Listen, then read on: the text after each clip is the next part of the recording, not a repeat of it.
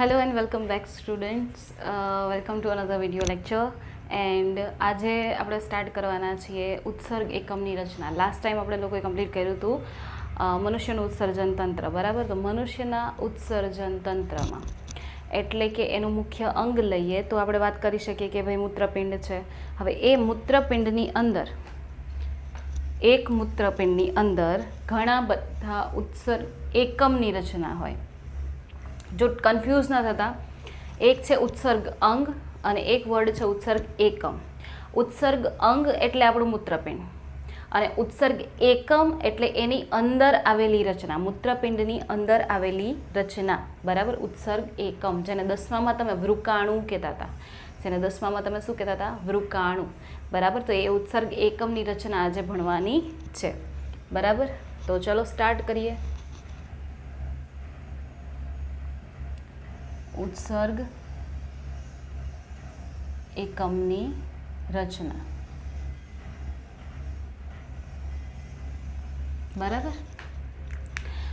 ઉત્સર્ગ એકમની રચના, તો પહેલાં તો હું તમને સંખ્યા કહી દઉં, બરાબર, કે ઉત્સર્ગ એકમ એનું સ્થાન ક્યાં છે? તો કે સ્થાન છે એનું મૂત્રપિંડમાં આવેલા છે, બરાબર. સંખ્યા કહી દઉં, સંખ્યા કેટલી છે? તો કે સંખ્યા છે 1 મિલિયન પ્રતિ મૂત્રપિંડ. એટલે કે એક મૂત્રપિંડમાં 1 મિલિયન, તો 1 મિલિયન એટલે થશે 10 લાખ. 1 મિલિયન એટલે કેટલા થશે? 10 લાખ. તો એક મૂત્રપિંડમાં 10 લાખ, તો આપણી પાસે 2 હોય તો એમાં કેટલા હોય? ટોટલ 20 લાખ, બરાબર. તો આ થઈ એની સંખ્યા.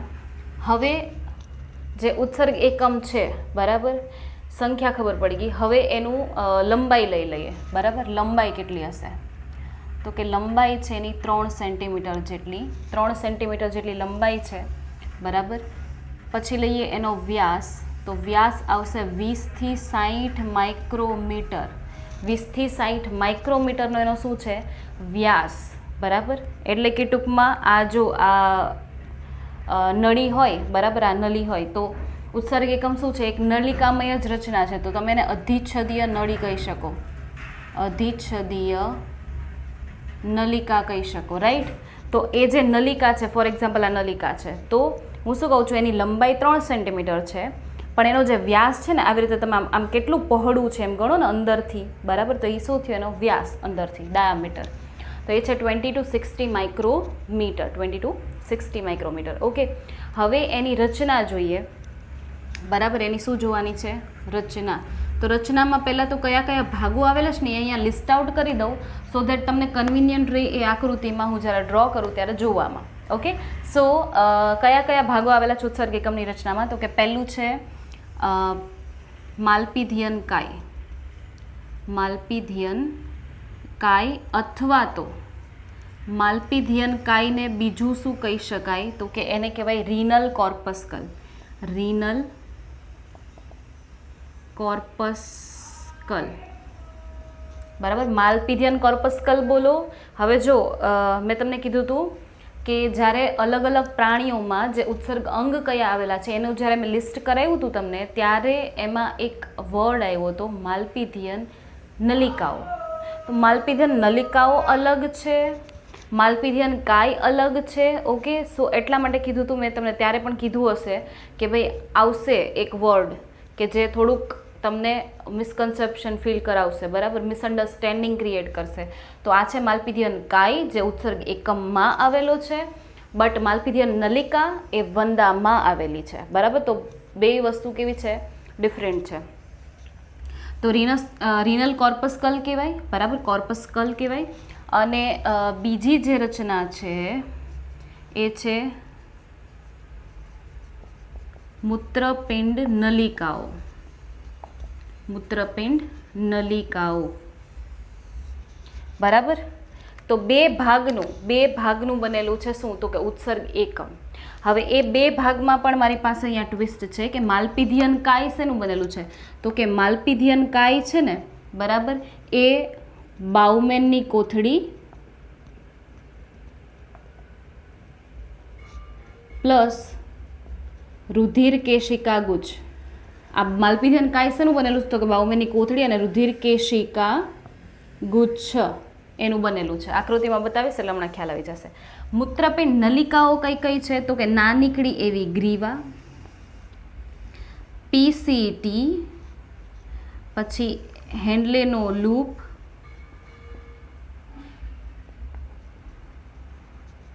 એના પછી ડીસીટી અને સંગ્રહણ નલિકા. બરાબર, આટલા ભાગ છે. આ બધી નલિકાઓ છે. આ બધી શું છે? નલિકાઓ છે. એટલે કીધું મૂત્રપિંડની અંદર આવેલી નલિકાઓ, મૂત્રપિંડ નલિકાઓ. બરાબર, તો આટલા ભાગ આપણે જોવાનો છે આકૃતિમાં. તો લેટ્સ સી. હવે આકૃતિમાં જો કન્ફ્યુઝન થતી હોય, 10thમાં પણ ઘણાને પ્રોબ્લેમ્સ રહેતી હોય. બરાબર, મારા અમુક સ્ટુડન્ટ્સ હતા પહેલાંના, એમને બહુ પ્રોબ્લેમ રહેતી કે આ આકૃતિ કેવી રીતે ડ્રો કરવી, રાઈટ. તો ઉત્સર્ગ એકમની આકૃતિમાં એટલું બધું કાંઈ ડિફિકલ્ટ નથી જો તમે એકવાર શીખી લ્યો તો, ધ્યાન દઈને સોરી. તો કેવી રીતે હોય? તો ચલો આકૃતિ ડ્રો કરી લે. પહેલાં તો શું ડ્રો કરવાનું છે? જો બાઉમેનની કોથળી, રાઈટ. તો બાઉમેનની કોથળી આ રીતે કંઈક ડ્રો થાય. જો આવી રીતે કપ ડ્રો કરી લેવાનો. પહેલાં તો શું ડ્રો કરી લેવાનો? કપ. બરાબર, અથવા તો બાઉલ ડ્રો કરી લેવાનું. બાઉલ ડ્રો કરી લીધું, રાઈટ. પછી થોડી એવી સાંકડી નલિકા ડ્રો કરવાની. થોડી એવી સાંકડી નલિકા ડ્રો કરવાની. તો બાઉમેનની કોથળીને હું સહેજ અમથું વ્યવસ્થિત ડ્રો કરી દઉં. થોડીક એવી જગ્યા રાખશો. બરાબર, થોડીક એવી જગ્યા રાખશો. થઈ ગયું? ઓકે, ચલો હવે તો કે આ થોડીક નાનીકડી એવી નલિકા દોરી. બરાબર, પછી ગૂંચળામય ભાગ ડ્રો કરી દેવાનો. શું કરી દેવાનો? ગૂંચળામય ભાગ.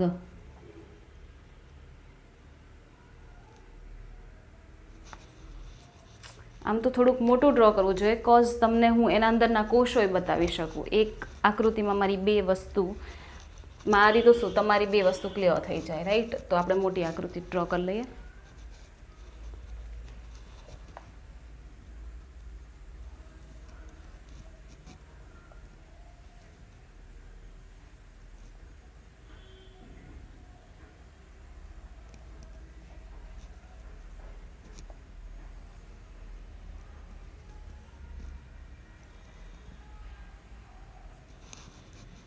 બરાબર, આ બાઉમેનની કોથળી, આ થઈ ગઈ ગ્રીવા. બરાબર, પછી ગૂંચળામય ભાગ ડ્રો કરવાનો.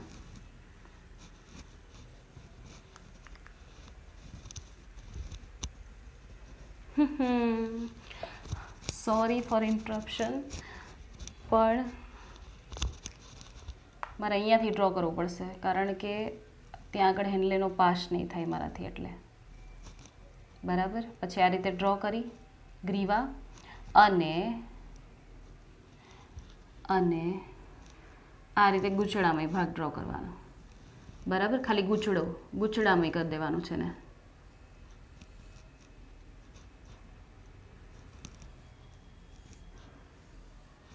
જો થાય છે ગૂંચળામય.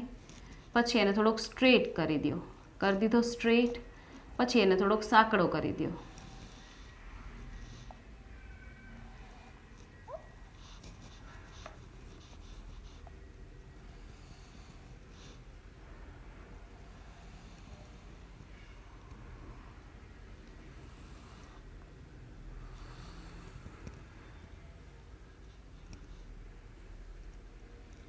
બરાબર, આ રીતે સાંકડો બનાવી દીધો. પછી પાછો પહોળો બનાવી દો અને પછી પાછો એને ગૂંચળામય કરી દો.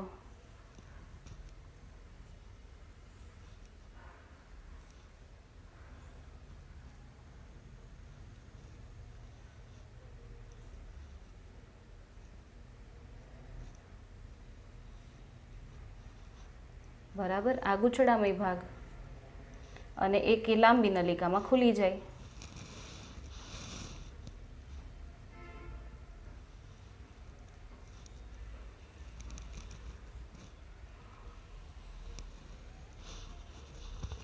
ક્લિયર? જોયું શું કર્યું છે? ખાલી એક આપણે ડ્રો કર્યું બાઉલ શેપ, પછી થોડો ગૂંચળામય ભાગ, પછી આવો હેર પિન લાઈક ભાગ. બરાબર, એના પછી પાછું ગૂંચળામય કરી નાખ્યું અને પછી લાસ્ટમાં એક લાંબી નલિકા ડ્રો કરી નાખી. બરાબર, એક બાઉલ, ગૂંચળામય, હેરપિન, ગૂંચળામય અને લાંબી નલિકા, 5 ભાગ ડ્રો કરવાના છે. 5 જ ભાગ. બરાબર, તો હવે એ 5 ભાગ છે એનું નામ નિર્દેશન પણ કરશું, બટ પહેલાં આપણી આકૃતિ કમ્પ્લીટ કરી લઈએ. અને યા તો નામ નિર્દેશન કરવું હોય તો એ કોઈ ડિફિકલ્ટી નથી, કરી લઈએ પહેલાં નામ નિર્દેશન. બરાબર, જો આ જે રચના છે ને, બરાબર, આ રચના એને કહેવાય બાઉમેનની કોથળી. શું કહેવાય એને? બાઉમેનની કોથળી. બરાબર, આ છે બાઉમેનની કોથળી. આ જે સાંકડો ભાગ દેખાય છે એને શું કહેવાય? એને કહેવાય ગ્રીવા. બરાબર, નાનકડો એવો ભાગ ગ્રીવા. ગ્રીવા મીન્સ ગળું, તો એ બાઉમેનની કોથળીનું ગળું છે. બરાબર, સિમ્પલ. પછી તો કે પછી જો આ થઈ ગયો, આ બાઉમેનની કોથળીની કેવું છે? નજીક છે ને, નજીકનો ભાગ. પણ કેવો છે એ? ગૂંચળામય. તો નજીકનો ગૂંચળામય ભાગ, તો એને શું કહેવાય? તો એને શું કહેવાય? તો કે એને કહેવાય નજીક એટલે નિકટવર્તી. થોડુંક ફેન્સી નામ. નિકટવર્તી કેવો છે? તો કે ગૂંચળામય છે. શું છે? તો કે ભાઈ ભાગ છે. અથવા તો નિકટવર્તી ગૂંચળામય નલિકા, અથવા તો શું લખી શકો? નિકટવર્તી ગૂંચળામય નલિકા છે. બરાબર, આ નલિકા છે ને, કારણ કે આપણે શું લખીએ છીએ? જો મૂત્રપિંડ નલિકા, તો નલિકા છે. પછી તો કે અહીંયા ગૂંચળામય પૂરી થઈ ગઈ. જો અહીંયા ગૂંચળું પૂરું થયું કે નહીં, હવે સીધી થઈ ગઈ. જો હવે સીધી થઈ ગઈ તો એનો મતલબ કે અહીંયાથી જે સ્ટાર્ટ થાય, જો અહીંયાથી જે સ્ટાર્ટ થાય છે ને, બરાબર, આટલો, અને અહીંયાથી આટલો, જો અહીંયાથી આટલો ભાગ, આ શું છે? તો કે આટલો ભાગ છે હેન્ડલેનો લૂપ. આટલો ભાગ શું છે? હેન્ડલેનો લૂપ અથવા તો હેન્ડલેનો પાશ. હેન્ડલેનો લૂપ અથવા તો હેન્ડલેનો પાશ, ગમે કહી શકો. બરાબર, તો જ્યાંથી ગૂંચળામય પૂરું થયું ને એટલો. બરાબર, હવે તો કે આ ભાગ જો અહીંથી બધું મટીરિયલ આવતું હોય, ફોર એક્ઝામ્પલ આ નલિકામાંથી બધું મટીરિયલ આવતું હોય તો આમ નીચે જાય, તો એનો મતલબ કે આ નીચે ઉતરતો છેડો છે. બરાબર, હેન્ડલેનો લૂપ છે, હેન્ડલેનો પાસ છે, પણ એનો નીચે ઉતરતો છે. તો આને શું કહી શકાય? તો કે તો આને કહી શકાય નીચે ઉતરે છે એટલે કહેવાય અવરોહી. શું કહેવાય? અવરોહી ભાગ. કોનો? તો કે હેન્ડલેના પાશનો અવરોહી ભાગ. ક્લિયર? નીચે એટલે અવરોહી. તો ઉપર ચડતું હોય તેને શું કહેવાય? તો કે એને કહેવાય આરોહી. તો એનો મતલબ કે આપણે આને શું કહેશું? તો કે હેન્ડલેના પાશનો આરોહી એટલે કે ઉપર ચડતો ભાગ, આરોહી ભાગ. બરાબર, તો બે ભાગ છે, એક નીચે ઉતરે છે ને એક ઉપર ચડે છે. હવે તો કે જો પાછી ગૂંચળામય બની ગઈ, પણ હવે એ બાઉમેનની કોથળીથી કેવી છે? થોડીક દૂર આવી ગઈ. આ નજીકની હતી, હવે આ દૂરની છે. તો દૂર હોય તો એને શું કહેવાય? તો કે દૂર હોય તો એને કહેવાય દૂરસ્થ. કેવો છે? તો કે ગૂંચળામય છે. તો ગૂંચળામય શું છે? તો કે નલિકા. દૂરસ્થ ગૂંચળામય નલિકા. હવે એ જો એક લાંબી નલિકામાં ખુલી ગઈ તો આને શું કહેવાય? તો કે આને કહેવાય સંગ્રહણ નલિકા. અને શું કહેવાય? સંગ્રહણ નલિકા. ઓકે, સંગ્રહણ નલિકા થઈ ગયું. ચલો, આ બધા જ નામ આવી ગયા, જોઈ લો, જે ચેક કરી લો એકવાર. બાઉમેનની કોથળી ડન, ગ્રીવા ડન, પીસીટી કોને કહેવાય? તો કે પીસીટી કહેવાય આને. જો નિકટવર્તી ગૂંચળામય નલિકા એટલે એને કહેવાય પીસીટી, કારણ કે પ્રોક્ઝિમલ કોન્વોલ્યુટેડ ટ્યુબ્યુલ. એનું શું થાય? પ્રોક્ઝિમલ કોન્વોલ્યુટેડ ટ્યુબ્યુલ એટલે કીધું એને નિકટવર્તી ગૂંચળામય નલિકા, એનું ટૂંકું નામ. દૂરસ્થને કહેવાય ડિસ્ટલ, ગૂંચળામયને કહેવાય કોન્વોલ્યુટેડ, નલિકાને કહેવાય ટ્યુબ્યુલ. તો એને મતલબ થયું ડીસીટી, ડિસ્ટલ કોન્વોલ્યુટેડ ટ્યુબ્યુલ. ક્લિયર? તો એ ડ્રો થઈ ગઈ. સંગ્રહણ નલિકા ડ્રો કરી નાખી. બરાબર, તો ઓલમોસ્ટ આપણે બધું ડ્રો કરી નાખ્યું છે. હવે તો કે હવે આ નથી ડ્રો કર્યું, રુધિર કેશિકા ગુચ્છ, તો હવે એ ડ્રો કરવાનું છે. ચલો ડ્રો કરી લઈએ.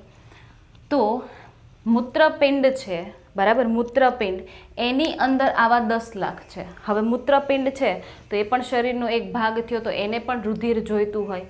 એને પણ શું જોઈતું હોય? રુધિર જોતું હોય.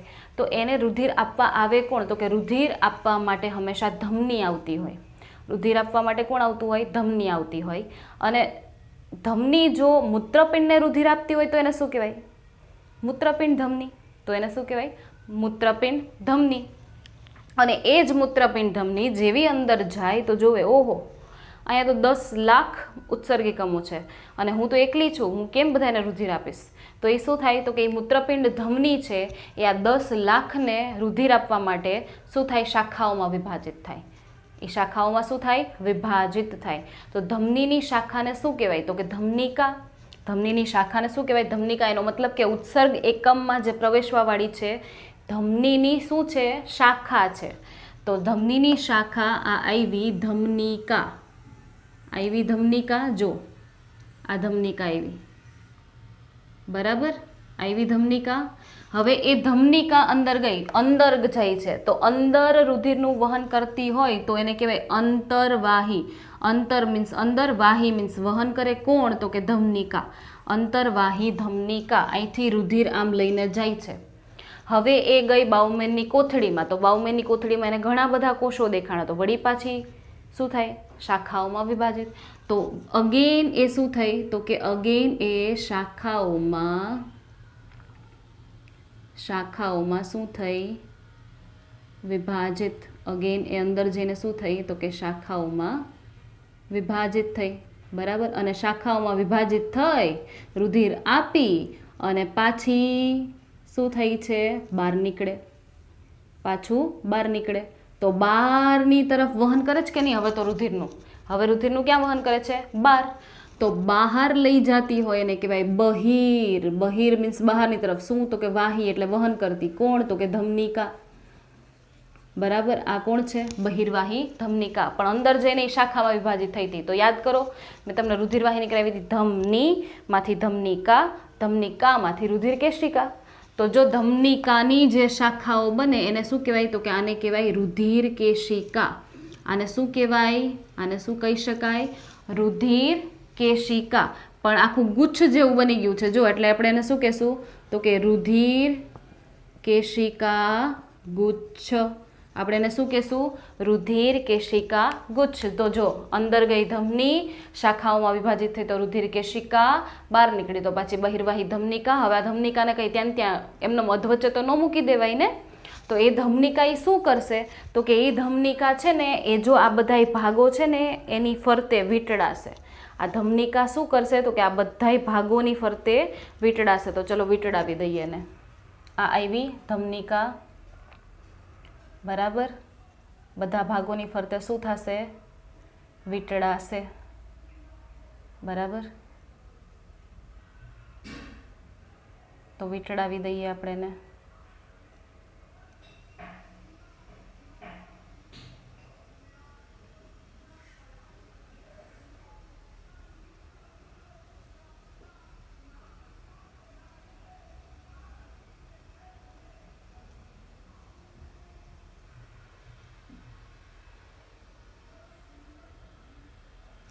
જો વીંટળાઈ છે, બરાબર?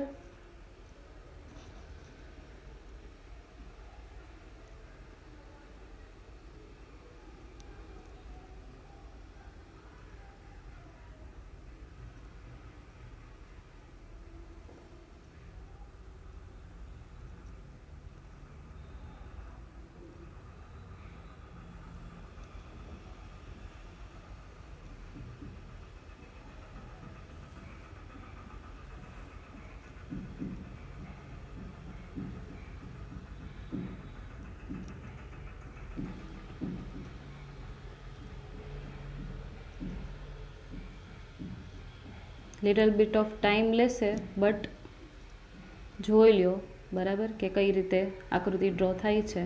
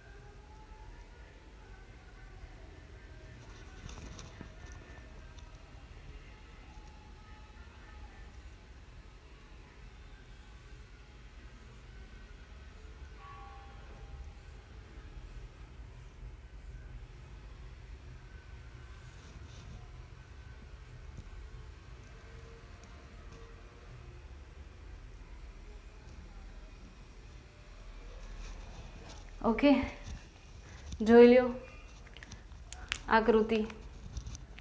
બરાબર. શું થયું તો કે જો બહિર્વાહી ધમનિકા હતી એ શું થઈ તો કે બહિર્વાહી ધમનિકા પીસીટી ઉપર વીંટળાઈ ગઈ. તો પીસીટી ઉપર જે આ વીંટળાઈ ગઈ ને, બરાબર, અને એ પીસીટી ઉપર જે ગૂંચળામય રીતે વીંટળાણી છે તો એણે હવે કોનું રૂપ લઈ લીધું છે તો કે એ કંઈક અલગ રચના બની ગઈ અને એ અલગ રચનાનું નામ છે પરિનલિકામય કેશિકા. એને શું કહેવાય? પરિનલિકામય કેશિકા. કોણ છે એ? બેઝિકલી બહિર્વાહી ધમનિકા છે, પણ એ હવે આના ઉપર વીંટળાઈ ગઈ છે ને એટલે એને કહેવાય પરિનલિકામય કેશિકા. પણ એ જ પરિનલિકામય કેશિકા જો વીંટળાઈને આવે છે અને જો હેન્લેનો લૂપ છે અથવા તો હેન્લેનો પાસ છે એની ફરતે જોશો ને તમે તો જો હેન્લેનો પાસને એ સમાંતર જાય છે, ત્યાં એ વીંટળાતી નથી વ્યવસ્થિત, સમાંતર જાય. જો આને એકબીજાને સમાંતર કહેવાય. આમ હોય તો સમાંતર ન કહેવાય, આને સમાંતર કહેવાય. તો જો એકબીજાને સમાંતર જાય છે, લાઈનમાં જાય છે, તો આને શું કહેવાય? તો એ જે પરિનલિકામય કેશિકા હતી ને એને પરિનલિકામય કેશિકા ન કહેવાય, તો એને શું કહેવાય? તો એને કહેવાય વાસા રેક્ટા. તો એને શું કહેવાય? વાસા રેક્ટા. હવે એ વાસા રેક્ટા જો ગઈ ઉપર, વળી પાછી શું બની ગઈ? પરિનલિકામય કેશિકા બની ગઈ. બરાબર. અને લાસ્ટમાં એ શેમાં ખુલી જતી હોય તો કે લાસ્ટમાં એ ઓપન અપ થઈ જાય શીરામાં. શેમાં ઓપન થઈ જાય? શીરામાં. અથવા તો તમે કહી દો શિરિકા, અથવા તમે કહી દો શિરિકા. શિરિકા પછી શેમાં ખુલી જશે તો કે શીરામાં.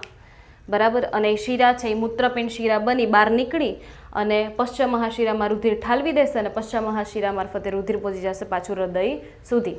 તો હૃદયથી આવ્યું તો હૃદય સુધી પહોંચાડી દીધું. ખ્યાલ આવ્યો? ઓકે.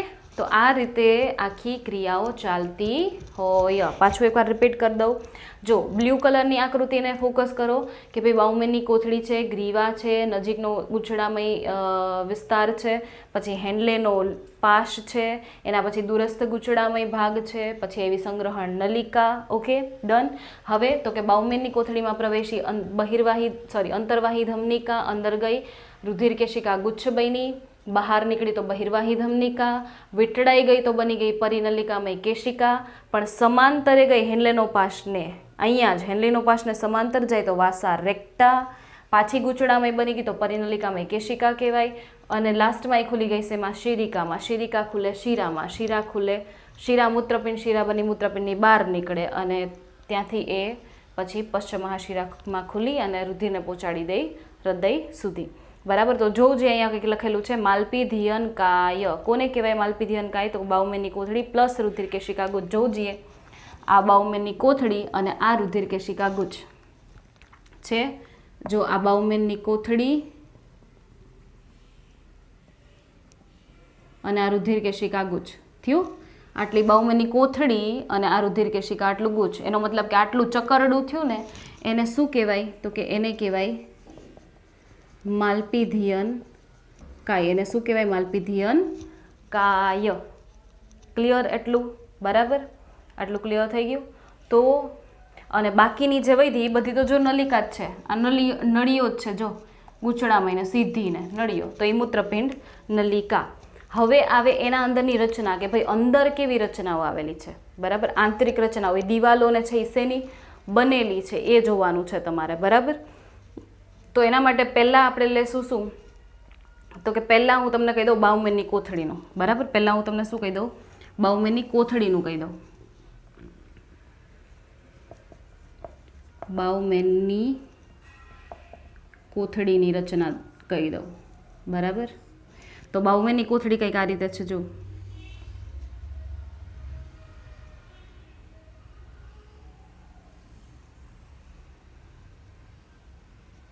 તો બાઉમેનની કોથળી કેવી રચના છે તો કે બેવડી દિવાલવાળી. બેવડી દિવાલ, આ એક વળી અને આ બીજી વળી થઈ, બેવડી દિવાલ થઈ, ડબલ લેયર્ડ. હવે બેવડી દિવાલ છે ને તો આ એની બહારની દિવાલ થાય, આ એની બહારની દિવાલ થાય કે નહીં? તો બહારની દિવાલ છે ને એ શેની બનેલી હોય તો કે બહારની દિવાલ છે એ લાદીસમ અધિચ્છદીય કોષોની બનેલી હોય. શેની બનેલી હોય? લાદીસમ અધિચ્છદીય. હું તો કહું બે દિવાલ, બહારની અને અંદરની બે દિવાલ કેવી હોય? લાદીસમ અધિચ્છદીય કોષોની. તો જો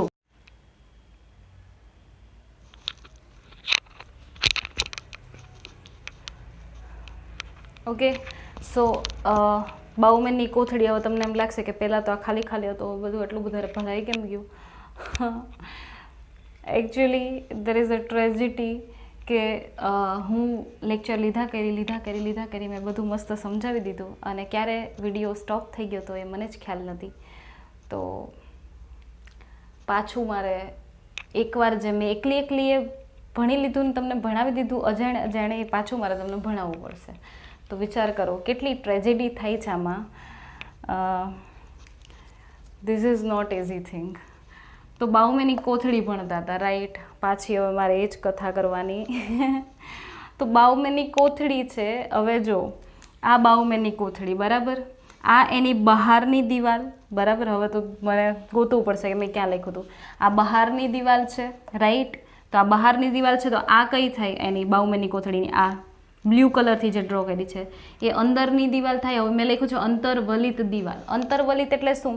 તો કે બાઉમેનની કોથળીની જો આ બહારની દિવાલ છે, હવે આ અંદરની તરફ આમ વળી ગઈ છે, તો અંદરની તરફ આમ વળી જતી હોય ને તેને શું કહેવાય? અંતર્વલિત, બરાબર. અંતર મીન્સ અંદરની તરફ, વલિત મીન્સ વળી ગઈ છે એવી દિવાલ, તો અંદરની તરફ વળી ગયેલી દિવાલ. આપણે હવે શું જોવાનું છે? મેં તમને આ ઓલરેડી સમજાવી દીધું છે, રાઈટ? એ તો મને યાદ છે. બટ આજે મેં તમને આ બધું છે આ સાઈડનું જેટલું આ ડિસ્ક્રિપ્શન છે ને એ શું કહેવા માંગે છે કે આજે તમે રચનાઓ ડ્રો કરી ઉત્સર્ગ એકમમાં, તો એ રચનાઓ છે ને એની દિવાલો કયા કોષોની બનેલી છે, બરાબર? એ આપણે એટલું જોવાનું છે. તો બહુ સિમ્પલ છે, એમાં કોઈ વધારે કોષો નથી આવતા, બરાબર. તો જો તમે કેટલા આવશે, તો અહીંયા પહેલાં બાઉમેનની કોથળીથી સ્ટાર્ટ કરીએ, બરાબર. તો બાઉમેનની જે કોથળી છે એની અંદરની દિવાલ આ અને એની બહારની દિવાલ આ, એ બંનેમાં લાદીસમ અધિચ્છદીય પેશીના કોષો આવેલા છે. લાદીસમ અધિચ્છદ પેશી. લાદીસમ એટલે લાદી જેવા. લાદી કેવી હોય? ચપટી હોય ને. લાદી કોઈ દી આટલી મોટી મોટી બોક્સ જેવી હોય નહીં, લાદી ચપટી હોય. તો જો લાદીસમ અધિચ્છદીય પેશી આવી હોય, બરાબર. તો એવા કોષો ક્યાં આવેલા છે? તો કે બહારની દિવાલે એવા કોષોની બનેલી છે બાઉમેનની કોથળીની, અને અંદરની દિવાલે એવા કોષોની બનેલી છે બાઉમેનની કોથળીની. પણ લિટલ બિટ ઓફ ટ્વિસ્ટ, કે અંદરની જે દિવાલ છે એના જે લાદીસમ અધિચ્છદીય પેશીના કોષો છે એમાંથી કંઈક જો આવા બ્લુ કલરની આંગળી જેવી રચના દેખાય છે, અંદર જાતી છે, આંગળી જેવી રચના અંદર જાતી, બરાબર. તો એ શું કામે છે ખબર છે?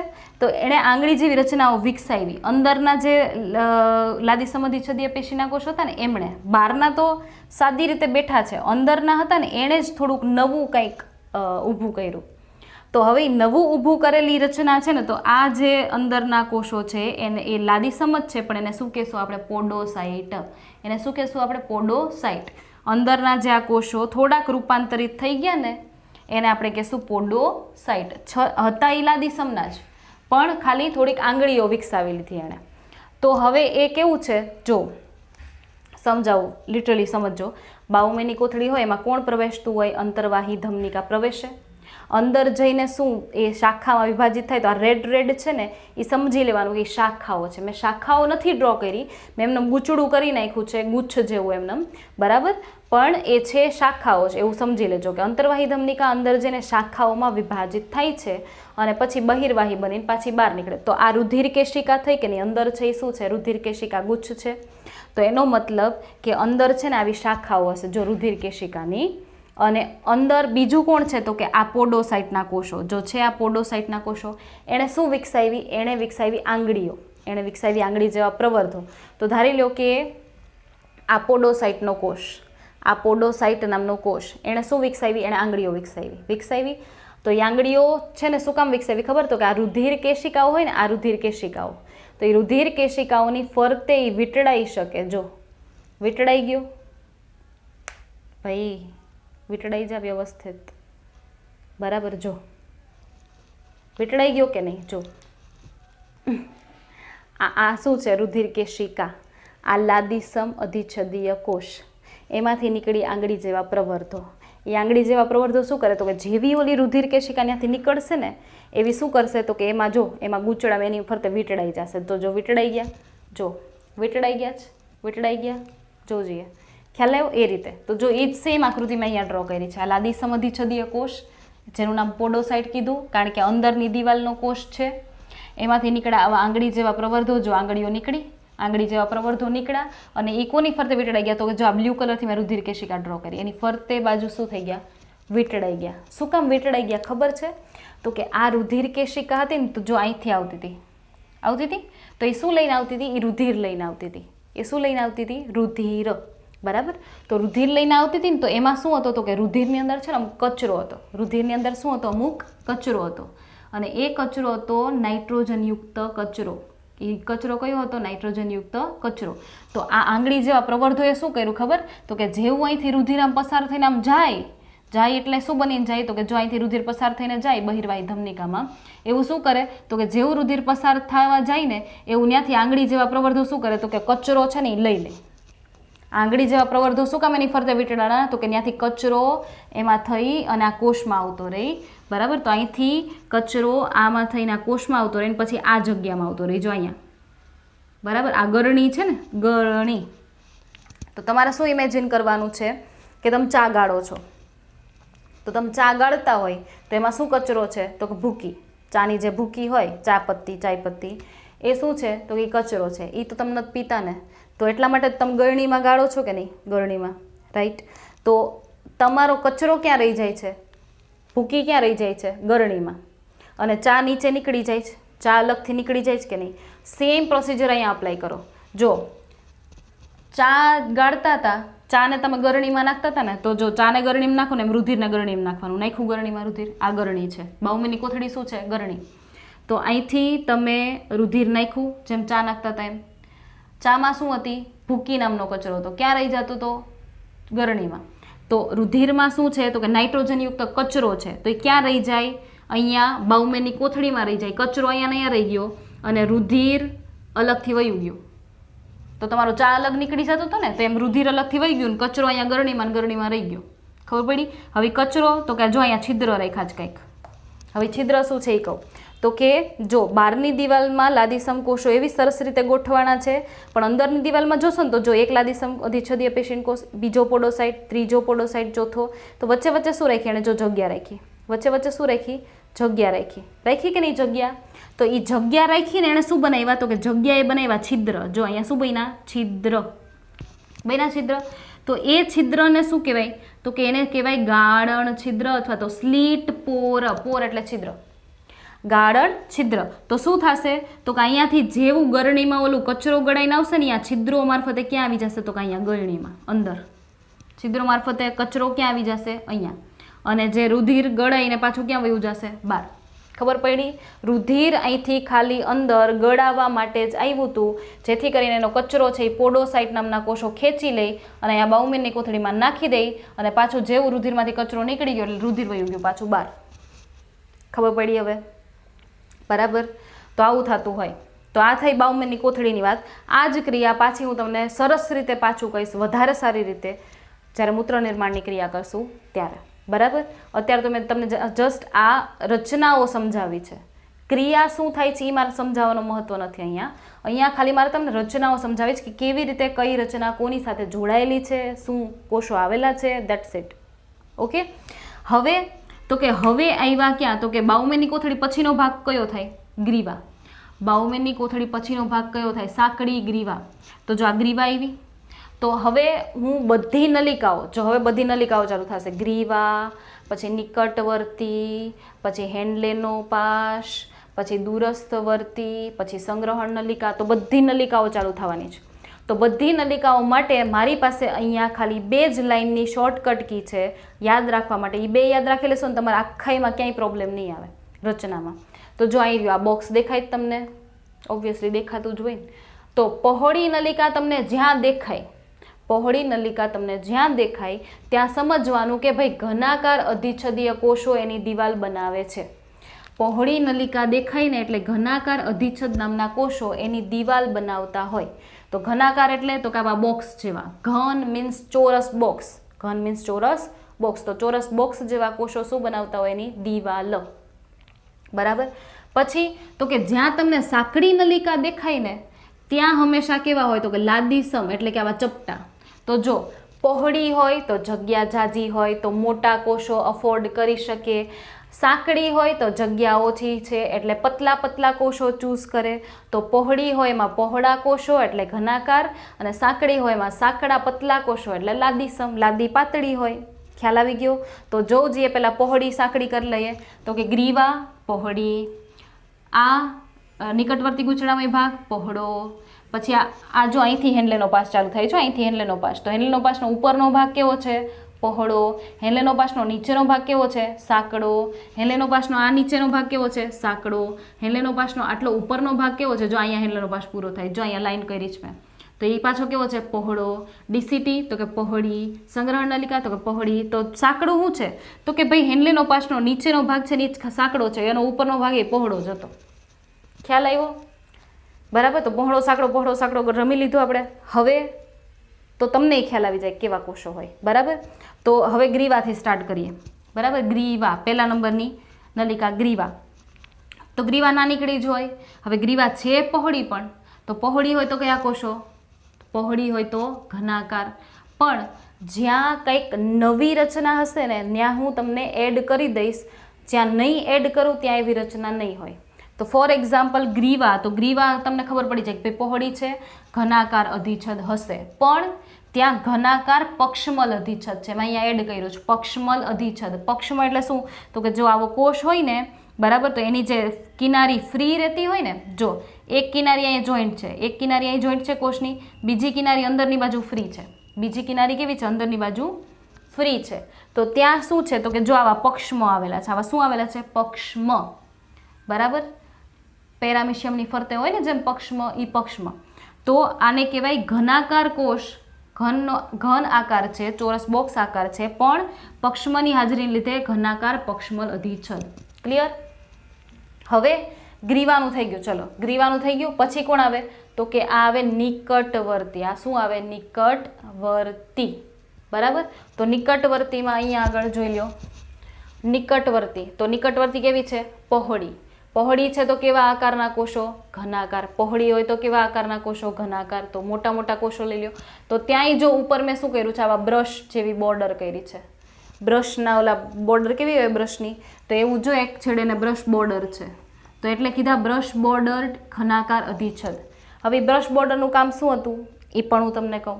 હવે જો મેં આટલી જગ્યા છે, મેં એમાં આટલો નાનો દોરો રાખ્યો સીધો, એ નામનો દોરો મેં આટલો રાખ્યો. બરાબર.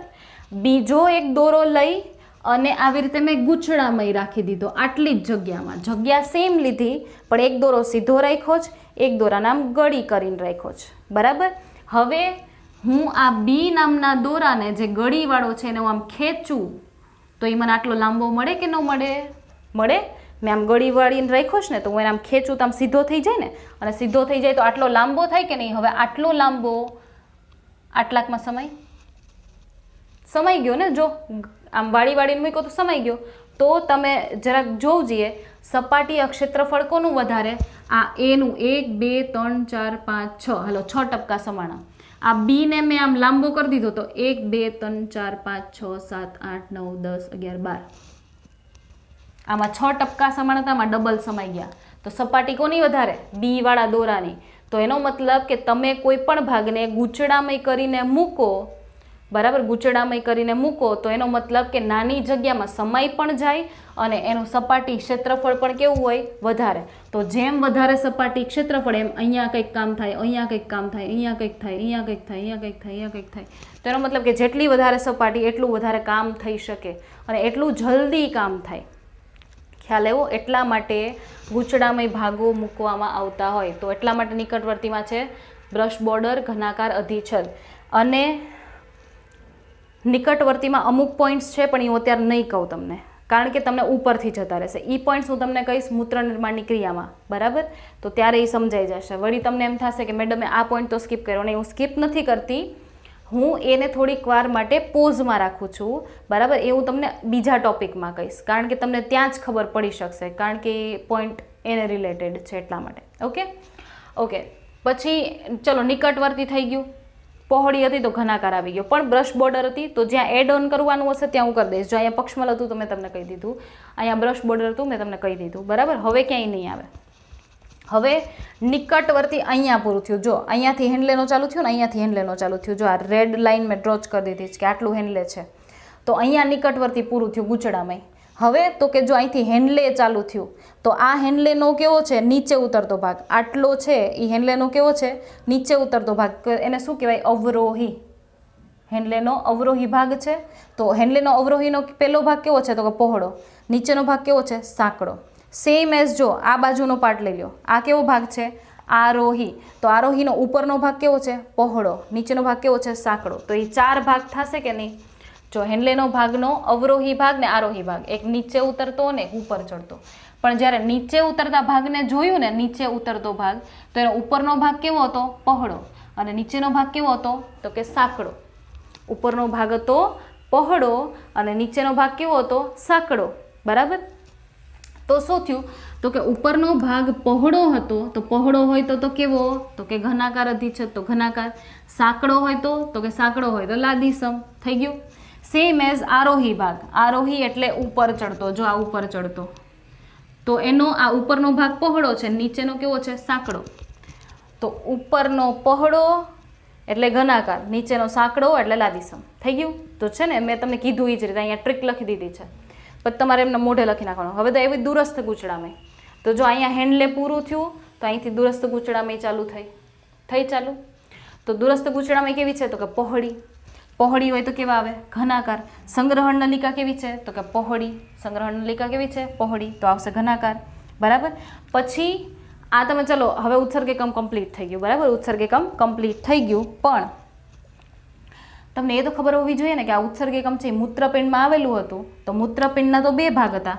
આ જે મૂત્રપિંડ હતું ને એના તો 2 ભાગ હતા, બહારનો ભાગ બાહ્યક અને અંદરનો ભાગ મજ્જક.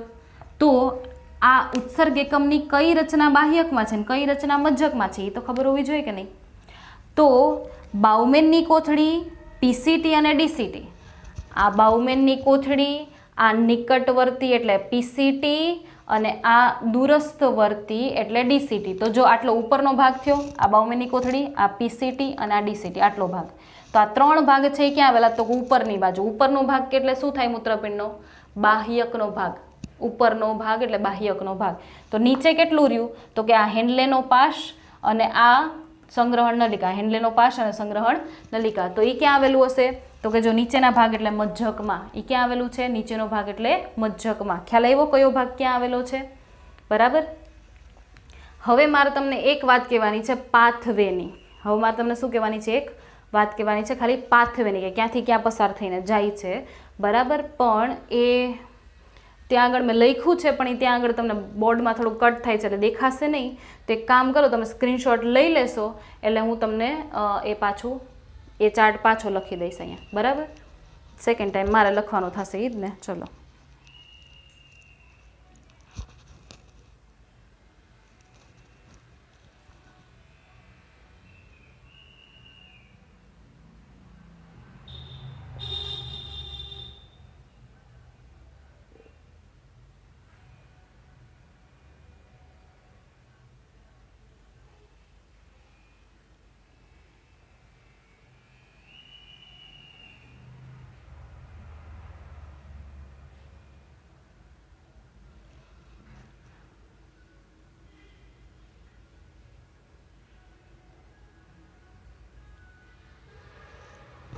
ઓકે.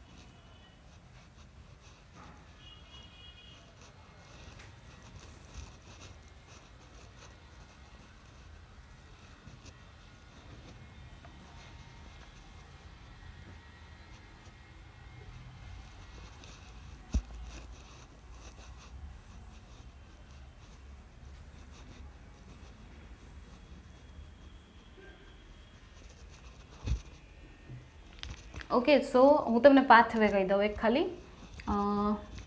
મૂત્ર છે બરાબર, મૂત્ર નિર્માણ ક્યાં થતું હોય તો કે મૂત્ર નિર્માણ થાય ને એ ઉત્સર્ગ એકમમાં થાય. મૂત્ર નિર્માણ ક્યાં થતું હોય તો કે મૂત્રપિંડમાં. પણ મૂત્રપિંડમાં ક્યાં તો કે ઉત્સર્ગ એકમમાં. શેમાં થતું હોય? ઉત્સર્ગ એકમમાં થતું હોય બરાબર. તો હું એના અલગ અલગ ભાગ કહું છું હવે તમને કે મૂત્ર નિર્માણ થાય પછી ક્યાંથી ક્યાંથી પસાર થશે બરાબર. તો ક્યાંથી પસાર થશે તો કે ધારી લો કે આટલું ખબર છે તમને બરાબર, આટલું ખબર છે. આમ થાય. હવે હું તમને એક વાત કહું કે આ સંગ્રહણ નલિકા જે છે ને બરાબર, આ સંગ્રહણ નલિકા બરાબર. તો જરૂરી નથી કે એક ઉત્સર્ગ એકમની એક જ સંગ્રહણ નલિકા હોય બરાબર. આની સાથે બીજો ઉત્સર્ગ એકમ આ રીતે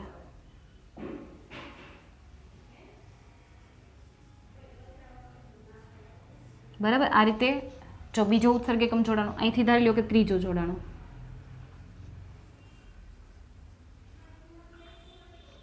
બરાબર. ધારી લો કે અહીંથી ચોથો જોડાઈ ગયો આ રીતે. ખ્યાલ આવ્યો? તો એનો મતલબ કે મૂત્રપિંડમાં તો 10 લાખ ઉત્સર્ગ એકમ છે. તો જરૂરી નથી કે એક એક ઉત્સર્ગ એકમની એકલી પોતાની સેપરેટ સંગ્રહણ નલિકા હોય. નહીં, એવું ના હોય. ઘણા બધા ઉત્સર્ગ એકમની એક સંગ્રહણ નલિકા હોય. એવી રીતે બીજા 4-5 હશે એની પોતાની સંગ્રહણ નલિકા હશે, બીજા 4-5 વચ્ચે એક સંગ્રહણ નલિકા હશે. ટૂંકમાં ગ્રુપમાં એક સંગ્રહણ નલિકાઓ પોતાની પાસે છે. પોતાની એકલાની એક નથી. ખ્યાલ આવ્યો? તો જેટલા ઉત્સર્ગ એકમ એટલી સંગ્રહણ નલિકા ન થાય. એણે ગ્રુપમાં વિભાજિત કરેલી છે. ગ્રુપમાં એણે શું કર્યું? ડિવાઈડ કરેલી છે. ભાઈ 4 વચ્ચે 1, 5 વચ્ચે 1 એવી રીતે. તો ધારી લો કે ઘણા બધા ઉત્સર્ગ એકમો છે એ આ એક સંગ્રહણ નલિકામાં ખુલ્યા બરાબર. તો એનો મતલબ કે એણે પોતાનું મૂત્ર, આ ઉત્સર્ગ એકમનું કામ શું હતું? મૂત્ર બનાવવાનું. તો એણે જે યુરિન ફોર્મેશન કર્યું, જે એણે જે મૂત્ર બનાવ્યું એ એણે ઠાલવી દીધું સંગ્રહણ નલિકાની અંદર બરાબર. હવે તો કે એ સંગ્રહણ નલિકાની અંદર ઠાલવી દીધું છે એણે. તો સંગ્રહણ નલિકામાંથી હવે ધારી લો કે આટલા ઉત્સર્ગ એકમની એક સંગ્રહણ નલિકા છે. તો એવી તો કેટલી સંગ્રહણ નલિકા હશે તો ખરી ને? એક કરતાં તો વધારે, હાલો 10 લાખ નથી પણ હશે તો ખરી ને વધારે, કારણ કે 10 લાખ વચ્ચે થોડી સંગ્રહણ નલિકા એટલે. તો ઘણી બધી સંગ્રહણ નલિકાઓ એ શેમાં ખુલી જતી હોય તો કે એ ખુલી જાય બીલીની નલિકામાં. એ શેમાં ખુલી જાય? બીલીની નલિકામાં ખુલી જાય. અને બીલીની નલિકા ક્યાં ખુલતી હોય તો કે બીલીની નલિકા ખુલે પેપીલામાં. શેમાં ખુલે? પેપીલામાં. આ પેપીલા ક્યાં આવેલું છે તો કે પેપીલા આવેલું છે પિરામિડમાં. પેપીલા શેમાં આવેલું છે? પિરામિડમાં આવેલી રચના છે. એનો મતલબ કે અલ્ટિમેટલી યુરિન છે એ શેમાં જતું રહ્યું? પેપીલા થ્રુ પિરામિડમાં. પિરામિડ તો શેમાં હોય તો કે પિરામિડ છે એ આવી રીતે યાદ છે આવા પ્રવર્ધો યાદ છે. તો આ પ્રવર્ધને શું કહેવાય?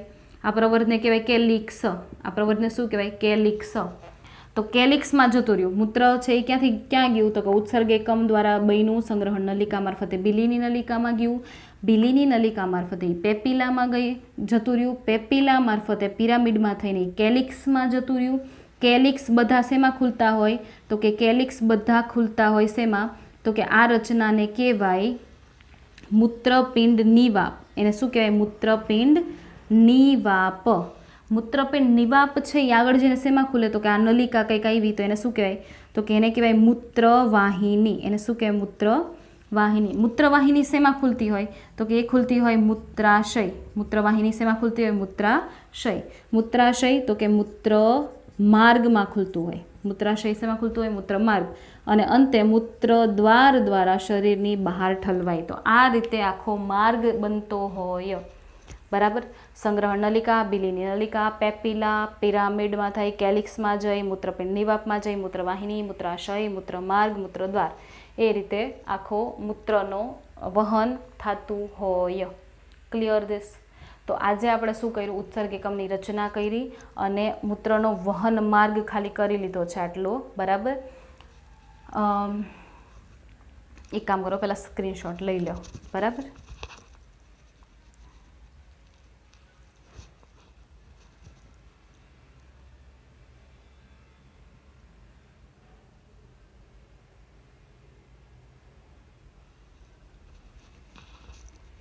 ઓકે. સો આજે અહીંયા સુધી રાખીએ છીએ આપણે, બરાબર. અને નેક્સ્ટ લેક્ચરમાં આપણે લોકો કરશું ઉત્સર્ગ એકમના પ્રકારો, બરાબર. આજે જે ઉત્સર્ગ એકમની રચના જોઈ એના પ્રકાર કયા કયા છે એ જોઈશું. દેન અમુક પ્રકારના એપારેટસ છે, જગ્ગા ડાકુ ભણશું. નેક્સ્ટ લેક્ચરમાં આપણે ભણશું જગ્ગા ડાકુ, JGA, જગ્ગા ડાકુ ભણવાના છીએ આપણે, બરાબર. સો ત્યાં સુધીમાં આટલું કમ્પ્લીટ કરી નાખજો. Okay, till then take care and goodbye. મળ્યા નેક્સ્ટ લેક્ચરમાં. ઓકે, ચલો.